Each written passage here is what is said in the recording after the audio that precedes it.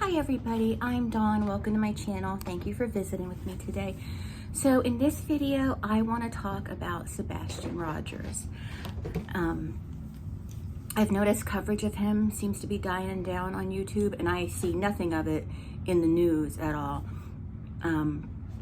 At least that I've noticed. And, you know, I noticed that when a child goes missing and they haven't found them, it starts dying down and dying down and dying down. 4 or 5 months later, there's no further mention of the missing child. But we need to keep these kids in the focus. And I'm also working on a video covering, or multiple videos covering other missing children that we don't hear about all the time. But just in case you don't know, we're going to talk about Sebastian. So, you know, to catch you up to speed in case you don't know who Sebastian is. A 15-year-old autistic boy named Sebastian Rogers went missing from Hendersonville, Tennessee, sometime between 10 p.m. on Sunday, February 25th and 6 a.m. on February 26th. He had gone to bed around 9 p.m. on February 25th. A mom says she heard a thud in his room at 10 p.m. And on one occasion, I heard her say, she yelled, "Are you okay?" or "Did you hit your head?" or something like that. And another occasion, she didn't mention saying that. And that was around 10. And at 6 a.m., she woke up, went to his room to wake him up to get ready for school, and he wasn't there. And she called her husband, which is Sebastian's stepdad in Tennessee, to let him know. I do not know why she didn't call the police right away. I think that's a question a lot of people have, but she didn't, and that really is neither here nor there at this point, because her husband, Chris Proudfoot, called the police, and I think they were on a three-way call together. And Sebastian has been missing for nearly 4 months. There has been no sign of him. There has been no real clues and no evidence of foul play. And they're still saying there's no evidence of foul play. Glasses have been found. They've been proven not to be his. Some pants were found. They were proven not to be his. There was a body found. That wasn't him. It's as if he just vanished out of thin air, like he just disappeared. He's scent dogs haven't been able to pick up a trace of him. It's just, there's just nothing. There's just nothing. And it's like he apparated, like in Harry Potter or something. He's just gone. He's just gone. And there has been a real circus surrounding the search for Sebastian and got a lot of people off focus. And I think a lot of people participating in the searches and stuff kind of lost. It wasn't that they didn't care about Sebastian. It was that it's just been such a circus with, I apologize for that. It's been such a circus with Sebastian's dad, Seth Rogers, and Chris Proudfoot, Sebastian's stepdad, and Katie Proudfoot, Sebastian's stepmom, all, like the stepmom, or not stepmom, real mom, she hasn't said much at all except for maybe a couple interviews, and people are really riding her and Chris hard. They think that they did something to him or whatever.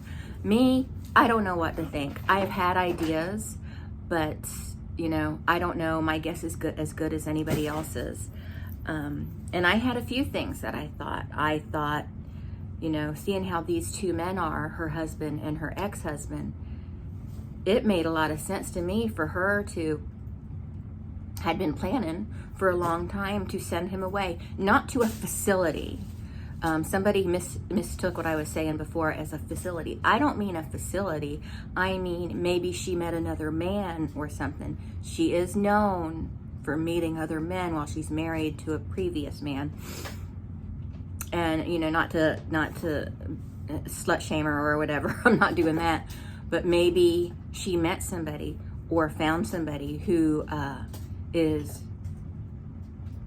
protecting. And this is just a thought. This isn't, I'm not that serious about it. It's just a thought. maybe someone is protecting Sebastian from these two guys, and when things die down, she's going to go be with those people. I seriously think that's very far-fetched, but I mean, I think it's in the realm of possibility, but I do think it's far-fetched. But, you know, I think a lot of people would do a lot of things to protect their kids. I get the impression that Katie isn't one of those people, so I don't know. I also had a thought, and I don't mean to throw anybody under the bus, so, you know, take it for what it's worth. There was some talk at one point that Chris Proudfoot didn't want Sebastian around his daughter for whatever reason. And I'm not going to go into that because, and I'll tell you why in a minute. I thought, you know, it is possible he sold him to a trafficker or just gave him to a trafficker. He strikes me as somebody who would know people like that. I'm not saying he does. It's alleged, and it's just a theory, and it's not even that serious of a theory. It's just something I thought of. And then to me, the most logical thing, he walked out of the house and walked away and got lost. But if that is the case, where is he? Why hasn't anyone found him? Surely an autistic 15-year-old can't outsmart everybody. So I'm just wondering, I just don't have that ill feeling. Not that I'm a psychic or anything like that. I don't believe in that type of thing. But I just have this ill feeling. I mean, I don't have that ill feeling that he's not with us anymore.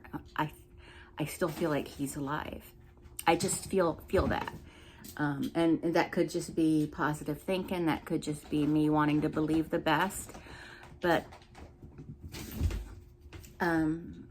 his father Seth and his stepfather Chris have shown us that they are violent, hot-headed men. And I don't doubt Seth's love and desperation for Sebastian.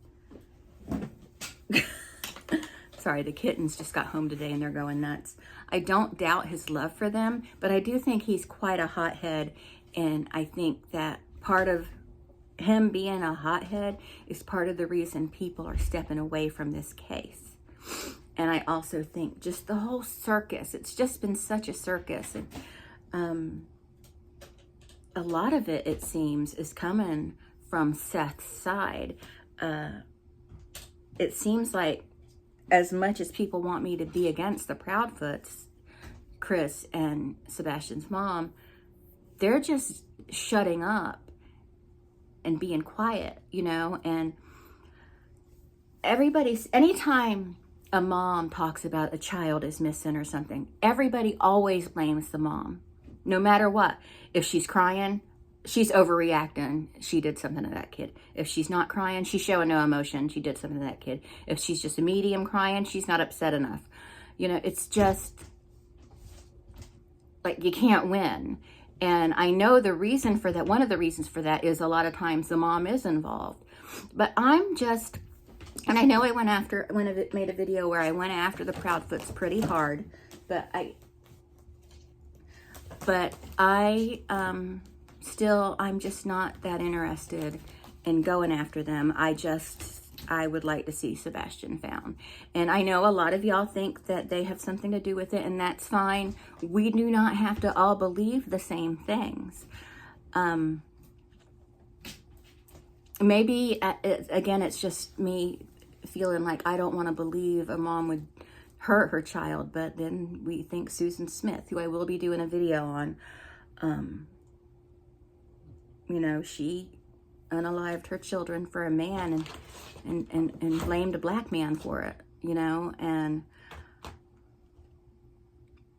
I just know that he didn't just evaporate. I know he's somewhere out there, and I just wish someone would find him, because it's concerning. And there are a lot of missing children, particularly from Tennessee. It seems like there are a lot from Tennessee. Look, you guys. Kitten break. It's Alan. Do you hear his motor going? He stopped purring when I held him up to the camera. Oh, there he goes again. You're a baby and I love you. Do you know that I love you? I love you so much. Here, I'll let you go. Okay, well, that's it. I just wanted to talk about that for a few minutes.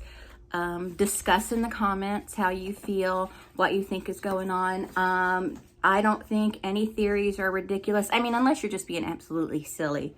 Let me know your thoughts and how you feel. And